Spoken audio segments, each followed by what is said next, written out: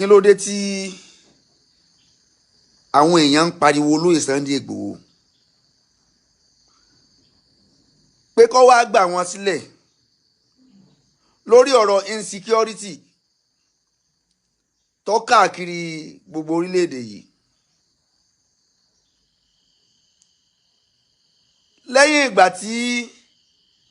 ìran Yorùbá tán ti betray olóyè Sunday Igboho. Mi ò fẹ́ sọ̀rọ̀ lórí ọ̀rọ̀ yìí tẹ́lẹ̀ ṣùgbọ́n ọ̀rọ̀ tí bàbá wa Ọbásanjọ́ sọ lánàá ló jẹ́ kí n jáde wá sọ̀rọ̀. Mo rí àwọn èèyàn fídíò àwọn èèyàn tí wọ́n ń jáde lórí ọ̀rọ̀ Sunday Igboho pé olóyè Sunday Igboho gbà wá o. Kódà àwọn tí ò dá sí ọ̀rọ̀ Yorùbá Nation tó jẹ́ pé nígbà tá à ń pariwo láyé Yorùbá Nation tí gbogbo wa fọ́n síta especially èmi yìí àwọn èèyàn sọ wá lẹ́nu wọ́n sọ wá lẹ́nu àṣejù wa ti pọ̀ jù kí la fẹ́ fi Yorùbá Nation ṣe. Àwọn èèyàn ń pariwo Yorùbá Nation gbà yẹn àwọn èèyàn rí wa gẹ́gẹ́ bí aláṣejù gẹ́gẹ́ bí ẹni tí ò mọ ń tọ́kàn nínú ìgbésí ayé. Bá a ṣe ṣe wàhálà tó lórí ọ̀rọ̀ Yorùbá Nation ṣé bí gbogbo tá à ń sọ tá à ń wò náà lélẹ́yìí pé àwọn ìran kan nínú ẹ̀yà mẹ́tẹ̀ẹ̀ta gbòógì tó wà lórílẹ̀‐èdè yìí àwọn ẹ̀yà kan ríra wọn gẹ́gẹ́ bíi pé àwọn làwọn ní orílẹ̀‐èdè yìí bí àwọn ẹ̀yà kan ṣe rí nìyẹn o. Ìyẹn àwọn ẹ̀yà Fúlàní rí orílẹ̀‐èdè yìí gẹ́gẹ́ bí ogún bàbá wọn. Gbogbo tá à ń pariwo lé lórí ọ̀rọ̀ Yorùbá Nation gbà yẹn nìyẹn o. Àti kí ni tọ́jọ́ iwájú fẹ́ bí? A bẹ̀rẹ̀ sí ní ṣe wàhálà káàkiri ẹ̀yin bàbá wa ẹ̀yin lọ́balọ́ba ẹ jẹ́ ká dúró lọ́tọ̀ọ̀tọ̀ tá a bá tiẹ̀ wá dúró a ti wò pé tí ó bá tiẹ̀ wá bọ́ sí tí Yorùbá Nation ó bá bọ́ sí regional system ọmọ àbọ̀ sí. Àwọn èèyàn sọ Sunday Igboho lẹ́nu gbogbo àwọn táwọn ṣe Yorùbá Nation wọ́n sọ wá lẹ́nu débi pé wọ́n bẹ̀rẹ̀ sí ní sọ wá lórúkọ tí ìyá àti bàbá ò sọ wá nígbà náà lọ́hùn. Ṣùgbọ́n a dúpẹ́ pé àníyàn wa àlìjàsá min jinsil amali àníyàn tí èèyàn bá fi ṣiṣẹ́ lọ́lọ́run fẹ́ wò àfi àníyàn tó yàtọ̀ sí ìgbáyégbádùn ọmọ Yorùbá nǹkan la fi ń pèpè o kì í dẹ̀ ṣe fámìlì wa la fẹ́ gbà fún ọmọ mi kọ́ ọmọ fẹ́ gba Yorùbá Nation fún Igboho kò gba Yorùbá Nation fọmọ rẹ o kò gbà fún fámìlì ẹ o ó fẹ́ gba ilẹ̀ Yorùbá kú olóko ẹrú ni. Gbogbo ogun burúkú tí ń jà gbogbo ẹ wo gbogbo burúkú tí ń jà wá ṣebí náà ti ní wàhálà yẹn ti ń ṣẹlẹ̀ tẹ́lẹ̀ ó ti dé ilẹ̀ Yorùbá báyìí ó ti wó dé ilẹ̀ Yorùbá báyìí oníkálukú ti wá rí gẹ́gẹ́ bí national problem báyìí tẹ́lẹ̀ àrí gẹ́gẹ́ bí national problem. Mo wá rí àwọn èèyàn lóríṣiríṣi tí wọ́n ń pariwo Sunday Igboho lókun báyìí tó lè jáde o Sunday Igboho gbà wá o Sunday Igboho dákun o Sunday Igboho ní tí ó ṣe fún yìí ẹ ti betray olóyè Sunday Igboho báyìí. Ìjọba yín ni kẹ́ ẹ bẹ̀. Yorùbá people have already betrayed olóyè Sunday Igboho by not supported the Yoruba Nation when Olóyè Sunday Igboho rose, when Olóyè Sunday Igboho started agitations. Nobody díẹ̀ nínú ìran Yorùbá ló support Olóyè Sunday Igboho. Díẹ̀ èèyàn nínú ọmọ Yorùbá ló support Olóyè Sunday Igboho. Majority wọ́n against the Yoruba Nation, they against Bokoda ẹlòmíì against the Yoruba Nation. Ní dédé pé ó kórìíra Sunday Igboho. Dédé pé ó kórìíra Sunday Igboho. Ṣé wá rí nísìnyí Mùsùlùmí kọ́ nìkan ni wọ́n ń jí gbé o. Pásítọ̀ nìkan kọ́ ni wọ́n ń jí gbé o. Aláwo nìkan kọ́ ni wọ́n ń jí gbé o. Everybody tó bá rìn rẹ̀gbẹ̀rẹ̀gbẹ̀ wọ́n á jí gbé. Ó bá jẹ́ àfáà, ó bá jẹ́ referend, ó bá jẹ́ babaláwo tó gbóná. Wọ́n ń gbé babaláwo tọpọ́n afá rẹ̀. Wọ́n ń jí babaláwo gbé pẹ̀lú ọpọ́n ifá. Wọ́n ń jí àfáà gbé pẹ̀lú àlùkùránì. wọ́n jí pásítọ̀ gbé pẹ̀lú báíbù tí wá bá wa àbí ọba wa ṣé tí wá bá wa àbí ọba wa now àwọn tí wọ́n against Sunday Igboho níjó ní àwọn yẹn ni wọ́n wá ń jáde ní ìsìn tí wọ́n wá sọ pé Sunday Igboho gbà wá o Sunday Igboho ní solution báyìí the solution now is Sunday Igboho wọ́n wá ń pariwo bẹ́ẹ̀ báyìí pé kí Sunday Igboho jáde Sunday Igboho lè jáde because ẹ̀yin náà lẹ́ni kí ìjọba ó mú Sunday Igboho ń gbà yẹn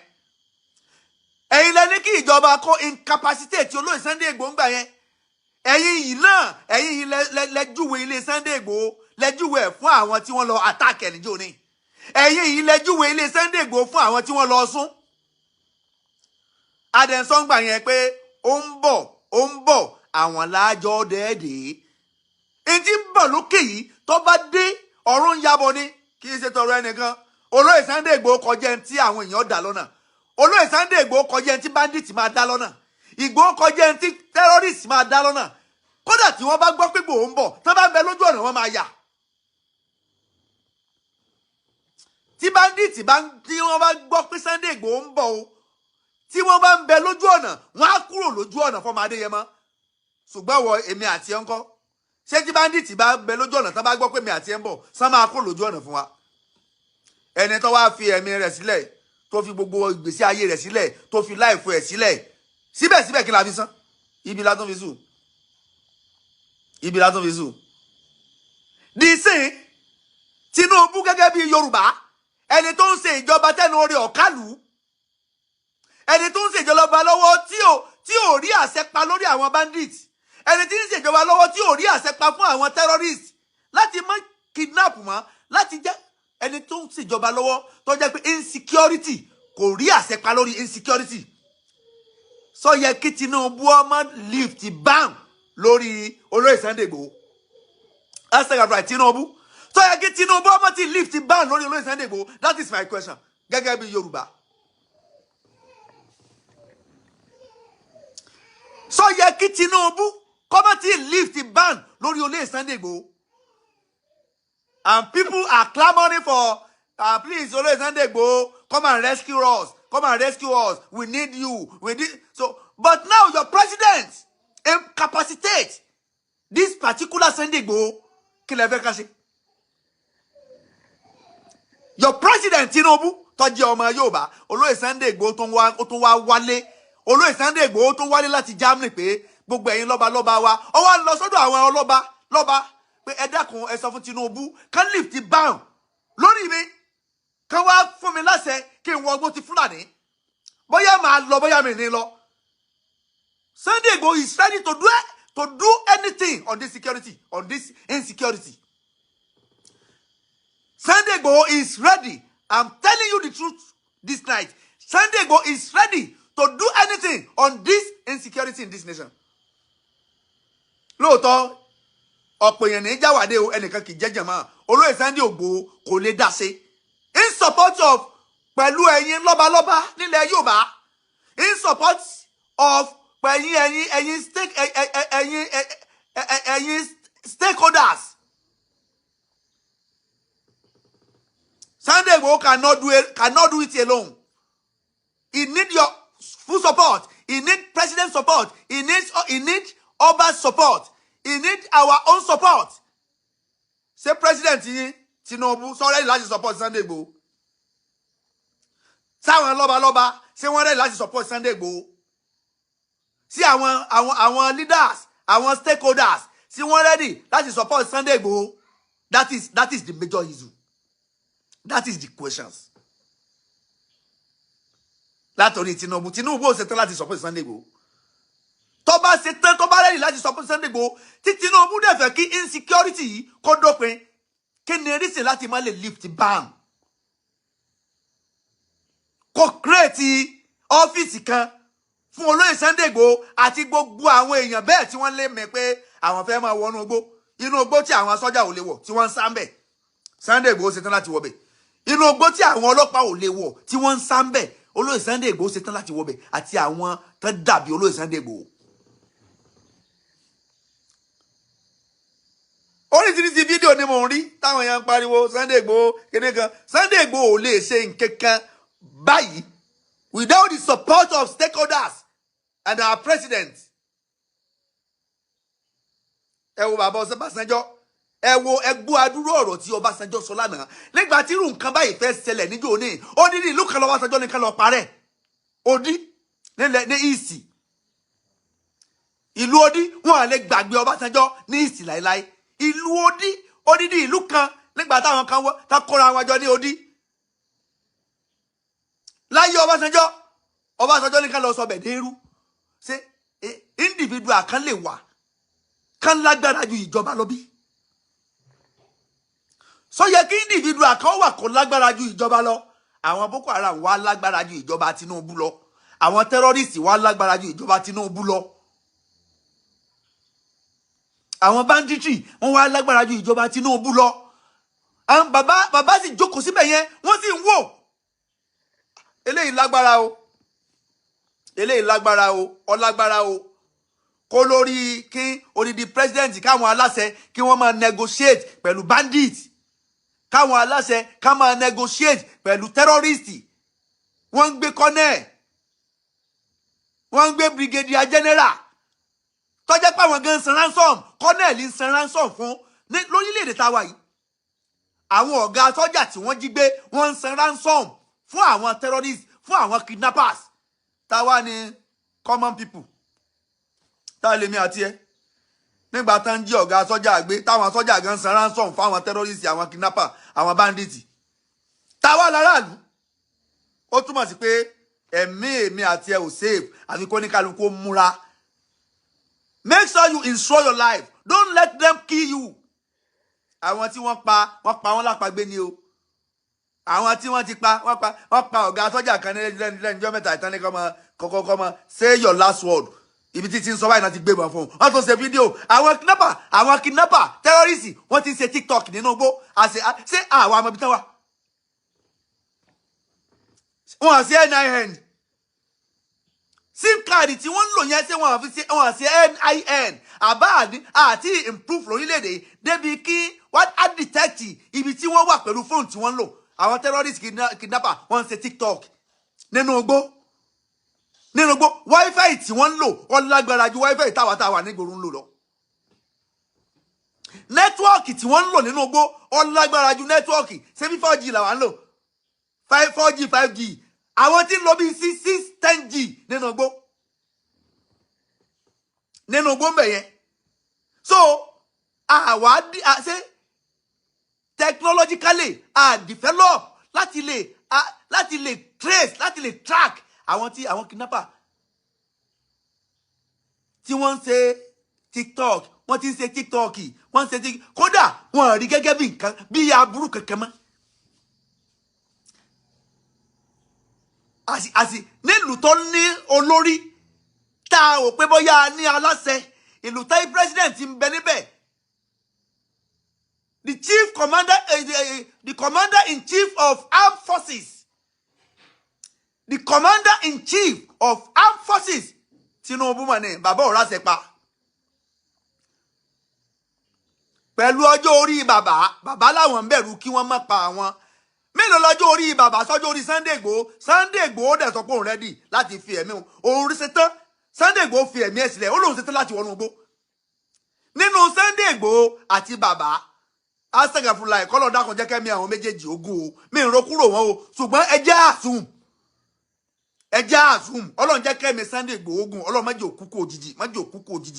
òjijì bàbá Tinubu ọlọ́run jẹ́ kẹ́mi tiwọn náà ogun má jẹ́ òkú kó òjijì ṣùgbọ́n paraventure ẹni tó dàgbà bíi bàbá Tinubu àti ẹni tó dàgbà ní stage olóyè Sunday Igboho tẹ́nìkan bá kú náà méjèèjì ta láàsọ pé kúkú ọ̀fọ̀ Sunday Igboho láàsọ pé ẹni tó bá kú ní èjì Sunday Igboho pé ikú ọ̀fọ̀ ló kú kí ni ti bàbá ń bẹ̀rù kú nígbà tí Sunday Igboho gan ọ̀bẹ̀rù kú tí Sunday Igboho sọ pé òun ṣetán láti wọnú igbó tì wọ́n bàbá ẹnu àṣẹ lásán ni kí bàbá ọpa o àṣẹ lásán bàbá fẹ́ pa o bàbá ọwọ́ gbó lọ o bàbá ọwọ́ gbó lọ o kí bàbá ọkàn pàṣẹ lásán àṣẹ lásán pé kill them all àṣẹ lásán ni kí bàbá ní lọ́yẹ àṣẹ lásán bàbá ọwọ́ gbó lọ o olóyè Sunday Igboho ló fẹ́ wọgbó tì wọ́n o olóyè Sunday Igboho lòun rẹ́dí kí bàbá ọkàn pàṣẹ pé any bandit any terrorist any kidnapper tẹ́ bá ti gbá mọ́nú gbọ́ ẹwọ́ nínú ogbó tì wọ́n lọ ẹ pa wọ́n dànù mo fún yín láṣẹ ẹnu tí olóyè Sunday Igboho àti àwọn èèyàn bẹ́ẹ̀ tí wọ́n rí lọ́dọ̀ bàbá nìyẹn o bàbá pa àṣẹ yẹn tì bàbá pa àṣẹ yẹn tì. Tàwa ni problem of this country now ṣé olóyè Sunday Igboho ni àbí bàbá Tinubu àbí àwọn tí wọ́n jẹ́ aláṣẹ. Who are the problem of this country? Ṣé ẹni tó yẹ kó pàṣẹ ẹni tó tú àṣẹ ẹ̀pà tó yẹ kó pa tí ọ̀pá ni problem of this country ni ṣé kidnapper ni problem of this country ni ṣé olóyè Sunday Igboho ni problem of this country? Let me tell you something. Àwọn kidnapper àwọn kọ́ ni problem they are not our problem in this country. Kidnappers are not our problem in this country. The only our problem in this country is our government. Our government wa wọ́n wà incapacitated. Wọ́n ṣetán láti ṣiṣẹ́. Wọ́n ready láti kú fún ìlú. Wọ́n ṣetán láti ná owó ìlú. Rọ́dọ̀rọ̀dọ̀ láti bọ owó ìlú nú jẹ́. They are not ready to serve. They are not ready to serve. Àwọn kan dẹ̀ ń bẹ tí wọ́n fi ara wọn sílẹ̀ pé kórúkọ àwọn ṣàṣẹ́kù gbogbo ibi tó bá fẹ́ já sí kó já síbẹ̀. Wọ́n dẹ̀ ń retí àṣẹ lọ́dọ̀ àwọn aláṣẹ pé kán fún àwọn ní go ahead. Irú táàsì tó tóbi tó báyìí olóyè Sunday Igboho kò gbọ́dọ̀ tún rọ́ọ̀lù mọ́. Ó ti ṣerú ẹ̀ ṣáájú tó fẹ́ bu lọ́wọ́. Tó lóyè Sunday Igboho bá máa dáhùn ìpè àwọn èèyàn lórílẹ̀‐èdè yìí lórí ọ̀rọ̀ bandit kidnapper terrorist láti wọnú igbó. Àwọn tó jẹ́ aláṣẹ gbọ́dọ̀ fọwọ́ sí láì jẹ́ bẹ́ẹ̀ ọmọ Kíri náà là ránṣẹ́ dé tòrútòrú àwọn tí wọ́n rán lọ náà láti sọ pé àwọn ọ̀ràn mọ́. Kí ni tá a fi san gbogbo ló ṣe sẹ́yìn wọ́n bá lé ẹ̀jẹ̀ èèyàn mélòó lọ dá sí èèyàn mélòó ló fún un lówó. wọ́n tún ń parọ́ ọmọ. fọ́bìmọ́ rahmatin minallahi linta lahum wàláwó kúńtà fásọ́ngàlì sọ̀lìkọ́líbì láǹfààní mí ní àwòríkà fàáfù á ní òun wá sẹ́kì fìlà àwọn wọ́n ṣàwírí òun fìlà hámórì. tọ́rọ̀ bá dí gádígádí tán Ọlọ́run dìídì bá ànábì sọ̀rọ̀ ni ìwọ ànábì o má jẹ́ kọ́kàn rẹ ó le tí o bá ti lè lọ le jù pẹ̀lú àwọn tí wọ́n ń bẹ lábẹ́ rẹ àwọn èèyàn máa dẹ̀yìn kọ́ ẹ́ wọ́n á sá kò lẹ́yìn rẹ. wà pẹ̀lú àwọn èèyàn rẹ máa ṣàmójúkúrò fún wọn níbi wọn bá ti ṣẹ̀ gbogbo ibi tó lóye Sunday Igboho bá ti ṣẹ̀ ọ bàbá Tinubu ó yẹ kán mójú kúrò kí wọ́n rí i pé national interest òní ọmọ yìí ní yé mójú kúrò fún ká lè jọ fọwọ́sowọ́ papọ̀ ká lè bá a lé ẹlẹ́yọ̀rọ̀ lọ àwọn tí ń dà wá láàmú. wọ́n ṣàwírí òfìlẹ̀ amúrì bàbá ò ṣetán láti gba ìmọ̀ràn lọ́dọ̀ àwọn tí wọ́n ṣetán láti sọ́pọ̀tì bàbá. Àbàbá ò ṣetán tí bàbá bá ṣetán láti gba ìmọ̀ràn ni àwọn èèyàn ń pariwo láti ẹjọ́ yìí wọ́n ń jí àwọn èèyàn gbé láti ẹjọ́ yìí wọ́n ẹ mọ iye èèyàn tó ti kú nínú igbó ni ẹ mọ iye àwọn tí wọ́n ti fọ́gi tó pa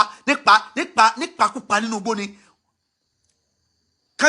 Kán sòyàn lọ́wọ́ lẹ́sẹ̀ kán gbé kalẹ̀ kán dẹ̀ máa fọ́ igi mọ́ lórí lẹ́ni tó níran tó ní bàbá tó níyà tó lọ́mọ tó lẹ́gbọ̀n tó lábúrò ta ló lè máa rí fámìlì rẹ̀ kán máa parí bí wọ́n ṣe ń pa àwọn èèyàn náà gbó yẹn tínú rẹ̀ ó dùn tó máa ṣàdúrà fúnjọba yìí. Ta ló lè rí bí wọ́n ṣe ń pa tó bá jẹ́ pé bàbá Tinubu tàbí ẹ̀gbọ́n Tinubu tàbí ọmọ ìyá rẹ̀ kan ni wọ́n fọ́gi mọ́ lórí tí wọ́n ń pa nípakúpa nínú igbó yẹn sínú bàbá máa dùn sí sínú bàbá máa dùn sí inú bàbá ò ní dùn sí inú bàbá ò ní dùn sí ẹ wo bá ṣe ń pa àwọn èèyàn nípakúpa àwọn èèyàn dẹ̀ tó ń ṣe fídíò wọ́n ti ní àwọn gadget àwọn gangan ló ti ní iléeṣẹ́ ìwé ìròyìn tí wọ́n tún tẹ ìròyìn jáde nínú igbó wọ́n ní àwọn báràkì tó ju báràkì ìgboro lọ nínú igbó ṣé agbára àwọn báńdíìtì ó ti wá ní agbára ju ìjọba kó tó tó bá jẹ́ pé àṣẹ ìjọba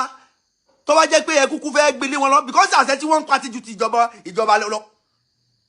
àṣẹ tí wọ́n ń pa àwọn ni wọ́n ń pàṣẹ lé ìjọba lọ́wọ́ ẹni tó fi mú ìjọba orílẹ̀-èdè tí wọ́n negotiate pẹ̀lú bandit sẹ́yìn mọ̀ pé ó ti bọ́ fún ìjọba nìyẹn. ní tó bá fi mú ìjọba orílẹ̀-èdè kan tó fi negotiate pẹ̀lú bandit ó ti bọ́ fún ìjọba yẹn nìyẹn. àwa jókòó wà bàbá orí nǹkan kan ṣe sí títí tí bàbá Ọbásanjọ́ kan fi láhùn ẹ̀gbọ́n tí bàbá Ọbásanjọ́ lóyún ṣé ẹ̀gbọ́n tí bàbá Ọbásanjọ́ tó sọ nínú fídíò wọn lánàá torí ẹ̀ ló jẹ́ kí n share fídíò yẹn sórí péjì mi.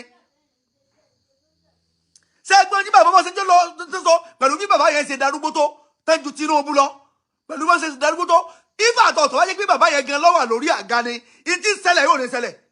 bàbá yẹn very active very agile very active very agile. bàbá yẹn dàgbà làákàyè wọn ò bá wọn darúgbó làákàyè yẹn ń bẹ́ẹ̀ tó pé pérépéré ẹgbọ́n tí bàbá Ọbásanjọ́ ń sọ. bàbá Ọbásanjọ́ lè burú láwọn aspect kan bàbá yẹn very active wọ́n mọ tí ń pè ní ìjọba wọ́n dẹ̀ mọ agbára ìjọba lò kì í ṣe pé ká máa lo agbára ìjọba lórí àwọn common people. àwọn tó yẹ kẹ́ ẹ lo agbára ìjọba lé lórí wọ́n ń bẹ nínú igbó ẹ nílò lé wọn lórí ẹ máa lo agbára ìjọba lórí àwọn tí ń bẹ láàrin ìlú tí wọ́n ní nǹkan kan tó lè ṣe sí àwọn tí wọ́n kó amúnísàn tí wọ́n fi ń dàlú láàmú wọ́n ń bẹ nínú igbó ẹ ní nǹkan kan ṣe sí wọn ẹ máa wá fi ìjọba ẹ máa fi terrorize ẹ máa fi dayé àwọn tí ń bẹ láàrin ìlú láàmú. ẹ máa fagbára ìjọba agbára ìjọba gangan àákò ibi tó ti lè lo agbára ìjọba òun náà ni ààyè tí àwọn bandit wà yẹn ẹ lo agbára ìjọba ìjọba orílẹ̀-èdè yìí kò tiẹ̀ wá sí àwọn tiẹ̀ wá ní ammunition kankan ìjọba orílẹ̀-èdè yìí àti ẹ̀ wá ní àní weapons kankan so bandit wá ní agbára wọ́n ní weapons ju iléeṣẹ́ ológun orílẹ̀-èdè yìí lọ àwọn bandit terrorist wọ́n wá ní weapons ju àwọn ọmọ ogun orílẹ̀-èdè yìí lọ ọbọ̀ fún orílẹ̀-èdè yìí ọbọ̀ fún orílẹ̀-èdè yìí every day by day wọ́n dẹ̀ ń bẹ́nu gbó wọ́n ń lo fóònù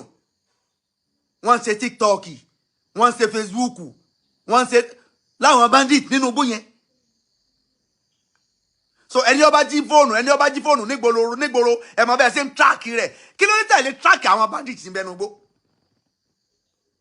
bàbá Ọbásanjọ́ sọ lánàá èló ni drone tẹ máa lò drone èló lẹ fẹ́ lò ládùúrú owó táwọn èèyàn yìí ń jí drone èló lẹ fẹ́ lò láti fi capture wọn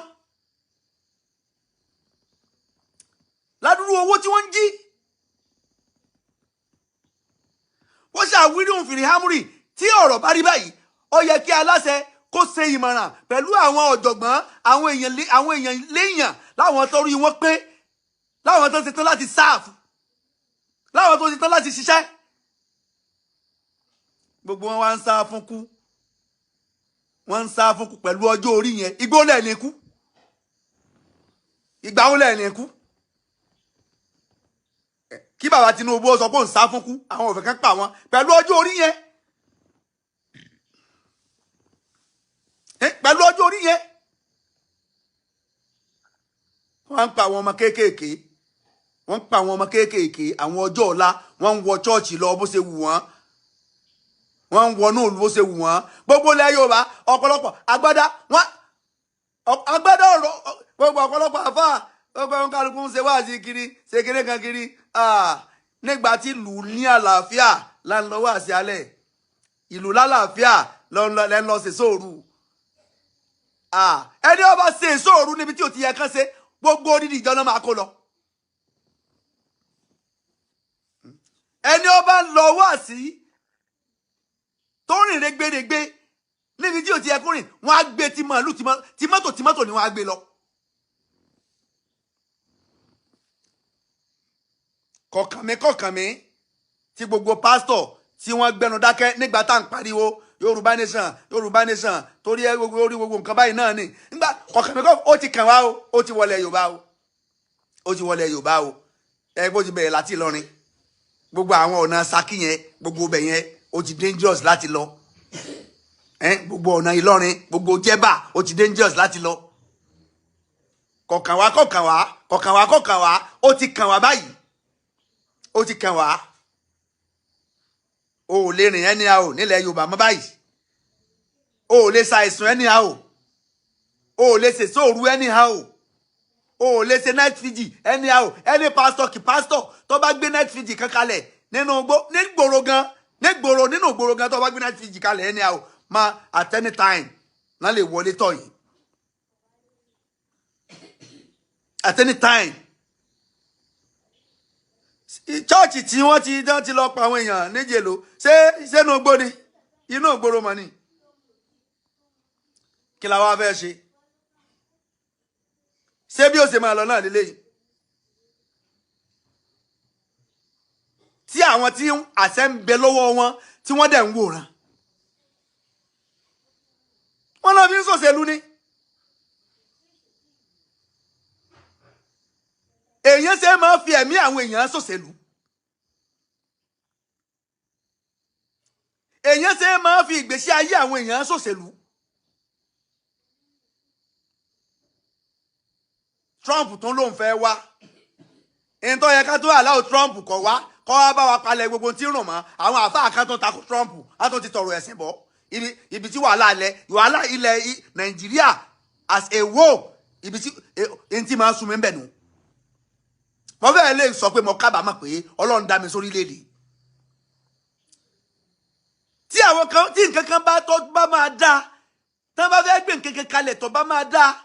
nínú kí mùsùlùmí ó takò tàbí kan kírísítẹ̀nì ó takò lọ́rọ̀ ẹ̀sìn that is the major issue we have. tán bá fẹ́ gbé nǹkan kalẹ̀ tó dá o lórílẹ̀‐èdè yìí o tó bá jẹ́ pé àwọn mùsùlùmí ni wọ́n bring idea yẹn àwọn kírísítẹ̀nì ara àwọn kírísítẹ̀nì kan tí ó takò pé why Muslim that is one of the major problems we have in this country. tó bá dẹ̀ jẹ́ pé àwọn kírísítẹ̀nì ni wọ́n mú ìmọ̀ràn tó dá wa tí yóò ṣe gbogbo ọlọ́nfààní ara àwọn mùsùlùmí kan tó takò pé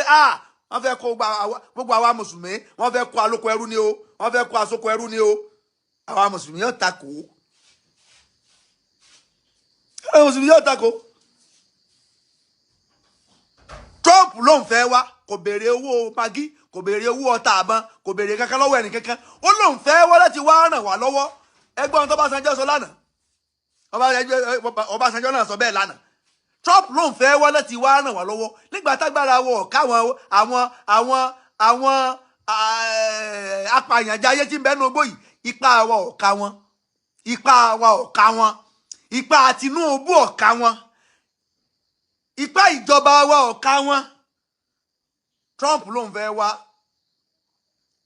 ẹ dákun sọ yẹ ká tó takò ẹ tẹ yóò ṣe eré kò ní ṣe eré káti ẹ̀jẹ̀ ọ̀wá ná ẹ wo báwọn èèyàn tó ṣe fọ́n sí síta nínú àwọn tó ń jẹ́ àfà ẹ dákun Trump ọmọ wa o kọ̀ọ̀kan o ṣé àwọn tí ń jáde yẹn sáwọn ni Trump fẹ́ wá pa ni àbáwọn àfáà tí ń bẹ lórílẹ̀‐èdè ni Trump fẹ́ wá pa ṣé bí ń gbọ̀ bá dénú ogbó ṣé bí inú ogbó ni ó ti lọ́ọ́ máa pààyàn á máa ṣègboro nígbà tí Trump bá dénú ogbó ṣé gbogbo ẹni tó bá nínú ogbó pẹ̀lú amúnísàn ni Trump ó máa pa ṣé báà ni Trump ó máa pa àwọn tí wọ́n jáde tẹ́lẹ̀ kí Trump ọmọ kọ̀ wá ẹ dákun ṣé wọ́n ní àjọṣepọ̀ pẹ̀lú àwọn tí ń bẹnu ogbó ni àbí sí àwọn tí ń bẹnu ogbó ṣé wọ́n pín ransom fún àwọn tí ń pariwo pé kí Trump ọmọ wà ní kò yé mi ní o ntí ọba yéèyàn èmi ń béèrè ní o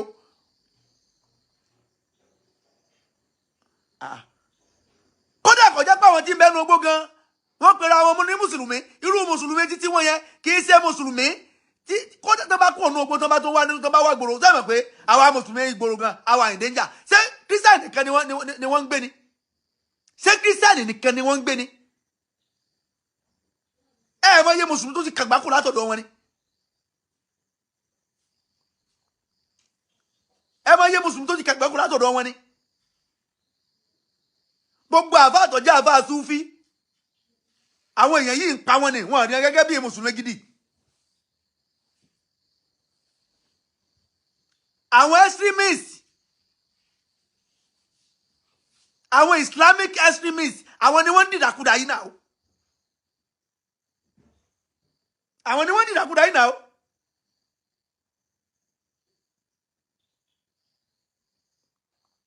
Trump tún wá lóun fẹ́ wá àwọn kan sì tó ń bọ́ tán tó ń pariwo pé kí Trump ọmọ wa o kí Trump ọmọ wa o kí ni ìṣòro ṣe family yín làwọn tí ń bẹnu gbó ni àwọn tí ń pa wá ó yẹ ká àwọn tí wọ́n ní kí Trump ọmọ ó yẹ ká fura sí wọn o ó yẹ ká fura sí wọn ìgbà tó ti Trump ọba ní wá kí ni solution kí ni solution ọ̀dà kí ni solution tẹ́ gbé kalẹ̀ kí ni solution sí ṣòro tí ń bẹ nílẹ̀ yìí ẹni kí Trump ọmọ wá kí ni solution tẹ́ provide lórí wàhálà tí mẹ́mẹ́ yìí bàbá Tinubu bàbá láwọn ọ̀fẹ́ kan pa wọn bàbá ò rí solution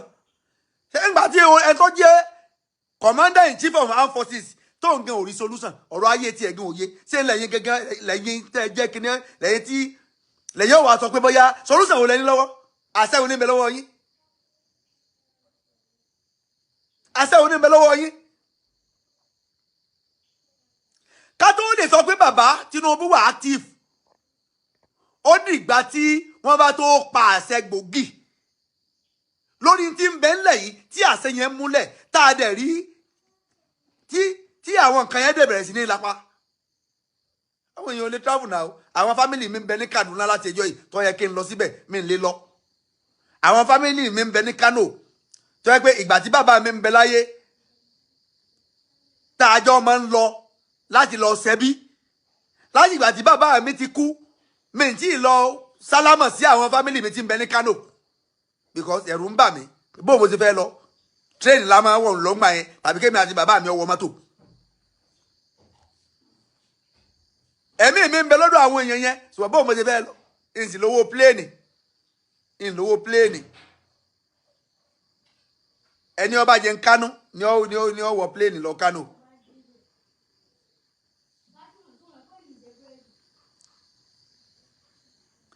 kí ni solution èyí ECOWAS ẹgbọ́n tí bàbá Ọbásanjọ́ sọ lánàá kí ni reason fún ìjọba orílẹ̀-èdè láti má kọ̀wé sí ECOWAS pé ìṣòro tá a dojúkọ yìí o ẹ ràn wá lọ́wọ́ wọn àgbégbèsè Tinubu voluntarily àbí Trump voluntarily ó ló ń bọ̀ láti wá dojúkọ àwọn tí ń bẹnu gbó àwọn mùsùlùmí kan tó sọ pé rárá o kọ́mọ̀ wá kí ní bọ̀ wá ṣe yóò balẹ̀ ìjẹ́ ni yóò bá kiri ìgbà tí ò tí ì balẹ̀ jẹ́ ṣe é rojú ayé yín ìgbà tí Trump ò tí ì wá sílẹ̀ yìí ṣe ẹ̀yin gan kí ni tó lè túmọ̀ kí ló lápá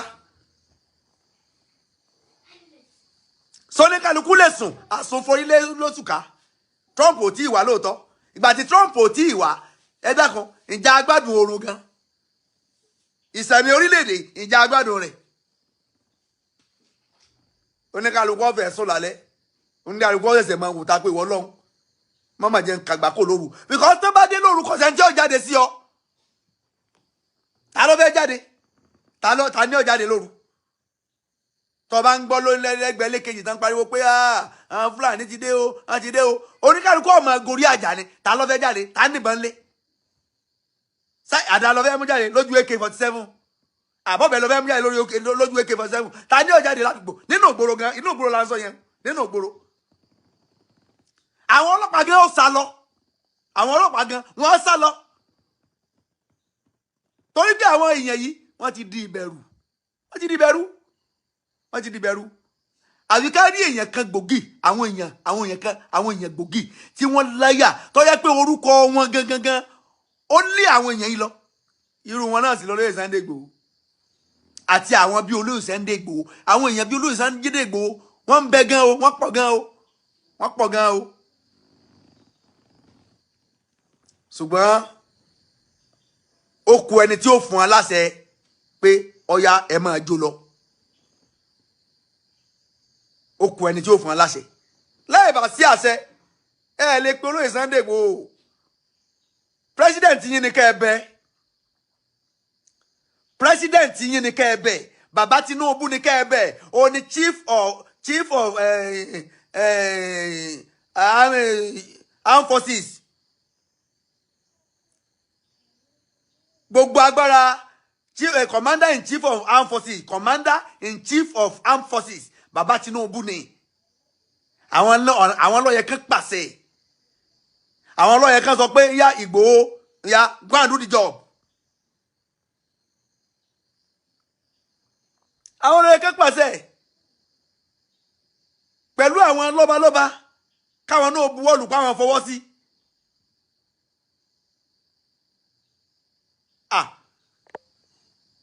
láì rí bẹ́ẹ̀ láì jẹ́ bẹ́ẹ̀ ọmọ ọlọ́mọ là ránṣẹ́ ẹdẹ torutoru o èyí embargo tí wọ́n gbé lórí olóyè Sunday Igboho àti dúkìá rẹ̀ wọ́n àti ìgbé kúrò ńbẹ̀ sọ yẹ kán mọ́ tí ìgbé kúrò ńbẹ̀ ẹ̀tún wá ń pè sí mi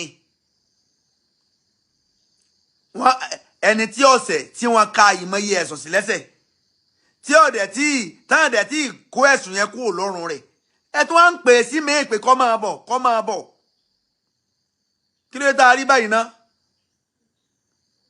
ìjọba ni ẹjẹ́ bá sọ̀rọ̀ àwọn ìjọba ni kẹjẹ́ ká bẹ́ẹ̀ àwọn ni ká bẹ́ẹ̀ àwọn ọlọ́yẹ kan pàṣẹ tí wọ́n tàṣẹ pa kí ló tàn tàṣẹ pa kí ni rísì tàn lè pàṣẹ kí ni rísì tàn lè pàṣẹ wọ́n mọ̀ pé àwọn kájú ẹ̀ ni wọ́n ṣe yẹra wọn náà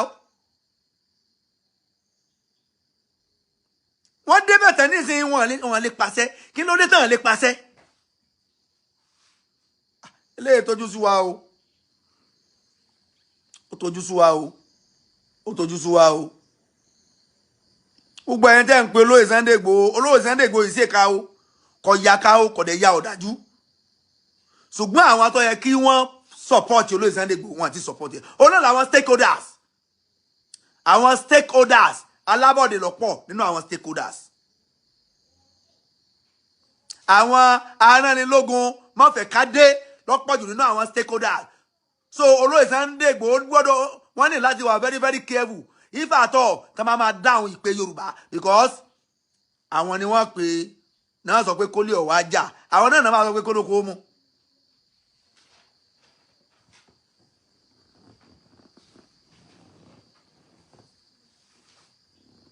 tí wọ́n bá fún olóyè Sunday Igboho láṣẹ lẹ́ni pé Igboho ọ̀yà agbẹ́mbàgbò kó lórí ọ̀yà wọ́n ya bẹ̀rẹ̀ kó àwọn èèyàn jọ ẹ bẹ̀rẹ̀ sí ẹ máa wọgbó gbogbo àwọn bandits ẹ bá rí inú gbó fire for fire ẹ rí i pé láàrin oṣù kan gbogbo ohun tí ń jẹ́ ilẹ̀ Yorùbá yóò ṣe mí ní wọ̀ tẹ́ẹ̀nì gbọ́n kankan mọ́ ó kàṣẹ ó kẹ́ni tí ó pàṣẹ ó kẹ́ni tí ó sọ pé go ahead kọ́lọ̀ wọn bá ó sàánú Yorùbá lọ̀tá Yorùbá o Yorùbá lọ̀tá Yorùbá o Yorùbá lọ̀tá Yorùbá o Yorùbá lọ̀tá Yorùbá ìṣòro tá a ní nìyẹn ìṣòro tá a ní nìyẹn lọ́dọ̀ apariwo Yorùbá nation Yorùbá nation Yorùbá nation ẹbẹ̀ báwọn àwọn ológbógun ti wà ṣé Yíbò ni Yíbò kan lógbógun ti wà nígbà tá à ń pariwo Yorùbá nation Yorùbá nation Haúsá kọ́ ló gbógun ti wà Haúsá ò gbógun ti wà Yíbò ò gbógun ti wà àwọn wo ló gbógun ti wà Yorùbá àwọn Yorùbá ara wa náà gbógun ti wà nígbà gbógun ti wà tán ẹjọ́ tó ń lọ jẹja l'Ábùjá tó ń lọ jẹja l'Ábùjá tán jẹja ẹja ọjọ́ náà ntóbi lẹ̀ rí ẹja tán lọ jẹ l'Ábùjá ń jò ní ntóbìrì tán gbógun ti wá tí wọ́n rí wa gẹ́gẹ́ bí tí wọ́n bẹ̀rẹ̀ sí ní bolóyè Sunday Igboho ló kọjẹ́ wọ́n tún lọ jẹja l'Ábùjá tí gbogbo wọn kóra wọn jọ ẹja tán lọ jẹ l'Ábùjá ń jò ní ntóbìrì o ń lẹ̀ rí ntóbìrì ní wà nílẹ̀ so ṣé fámìlì wọn nìkan ní nǹkan tí ó bí lọ́wọ́ à ń ṣẹlẹ̀ sí gbogbo àná lọ́jọ́ ń gan gbogbo àná lọ́jọ́ ń gan ìyẹn abẹ ọjọ́ kan wá ní ìyẹn abẹ ọjọ́ kan wá ní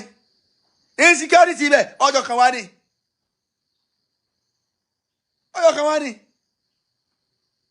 so torí ìdí eléyìí ẹni ọba máa sọ pé kí lù ọ̀dà òun náà ní láti ṣe níbẹ̀ kí lèmi àti ẹ fẹ́ ṣe lórí ọ̀rọ̀ insecurity tá a bá wá sọ pé a ṣe tán láti ṣe nǹkan ó kó àwọn tí ó fún aláṣẹ pé ẹ lọ ṣe. That is the major issue. Olóyè Sunday Igboho aláníyàn dáadáa ni ẹni rí ni kọ́lọ́n jẹ́ kẹ́mi olóyè ògùn kọ́lọ́n jẹ́ kẹ́mi olóyè Sunday Igboho ògùn Ọlọ́run dákun jẹ́ kẹ́mi olóyè Sunday Igboho ògùn aláníyàn rí lolóyè Sunday Igboho ẹni rí lolóyè Sunday Igboho ẹni ẹ̀sà sí lolóyè Sunday Igboho ẹni ẹ̀sà ni Sunday Igboho tí ò sẹ́ni téèyàn lè fi wé. Mo ti ń rí ẹni tọ́lọ́ ń kẹ́ tó lówó tó lọ́lá tó dẹ̀ ṣetán láti jà fún mẹ́kànnà. Mi ò tí ì ríru ẹni bẹ́ẹ̀ bí olóyè Sunday Igboho.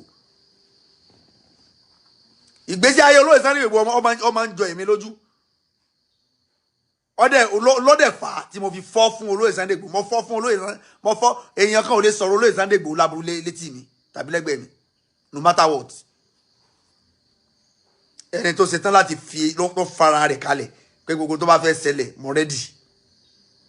Ẹni tí ẹ bá ń gbọ́ èsìn ọ̀kọ́kú kò sẹ́ni tí ń jẹ́ bẹ́ẹ̀ ju olóyè Sunday Igboho lọ. Gbogbo àwọn ọlọ́lọ́tàwà tí máa ń rí wọ́n máa ń sá fún kú ni. Irú ẹ̀ ni bàbá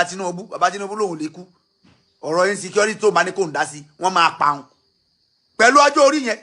kéèyàn tó máa sá fún kú pẹ̀lú ọjọ́ orí wọn. Olóyè Sunday Igboho tí ó tó wá jẹ́ pé ọ̀dọ́ ni ó wá ní I'm ready to die for this Yorùbá nation. Ọlọ́run dẹ̀ jẹ́ kẹ́mi rẹ̀ ogun ò ní kú pẹ̀lú ògo Ọlọ́run. Olóyè Sunday Igboho ò ní kú ẹ̀mí rẹ̀ ogun ẹ̀mí tèmi náà ogun ẹ̀mí tẹ̀ gbogbo ẹni tó fẹ́ràn ilẹ̀ Yorùbá yóò gùn. Assalamu alaikum warahmatullahi.